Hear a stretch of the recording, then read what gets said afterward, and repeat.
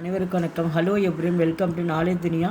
இப்போ பிரவீன் பூர்வாத்தில் ஒரு ஆதினிக் கால் தக்கில் மொத்தம் அதில் 9 நடத்தியிருக்கேன். அந்த 9ல் 3 கண்டிப்பாக வரும். இது ஃபுல்லாக இம்பார்ட்டன்ஸு. இந்த 9ல் இது லாஸ்ட்டாக அது பார்க்குறோம். சரவண அந்திகையில் பேஜ் நம்பர் 447.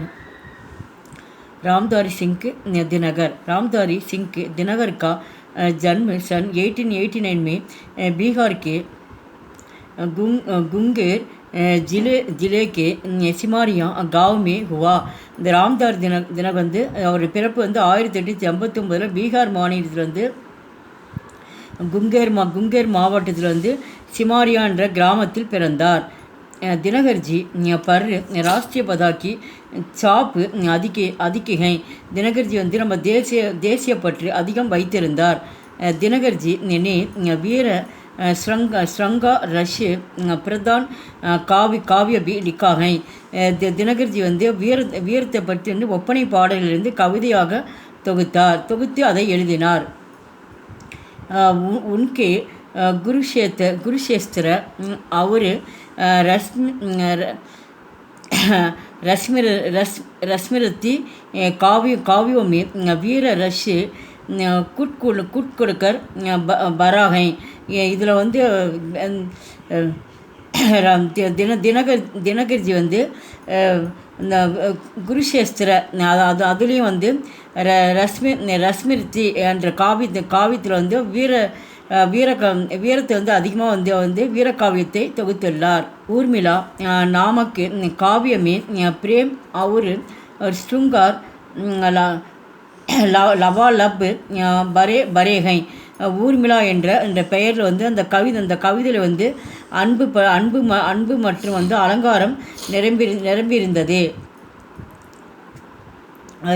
ரேணுகா श्रृंगार रसवंदी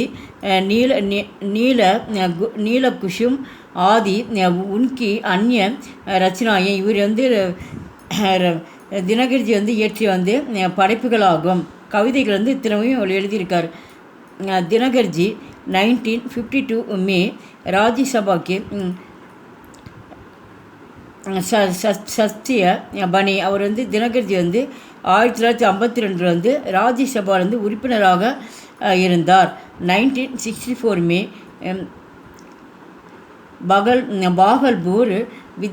भागलपुर विश्वविद्यालय के कुलपति बने. அவர் 1964 பாகல்பூர் அதில் பல்கலைக்கழகத்தில் துணைவேந்தராக பணி செய்தார். भारत सरकार ने दिनकरजी को पद्म भूषण की उपाधि से सम्मानित किया.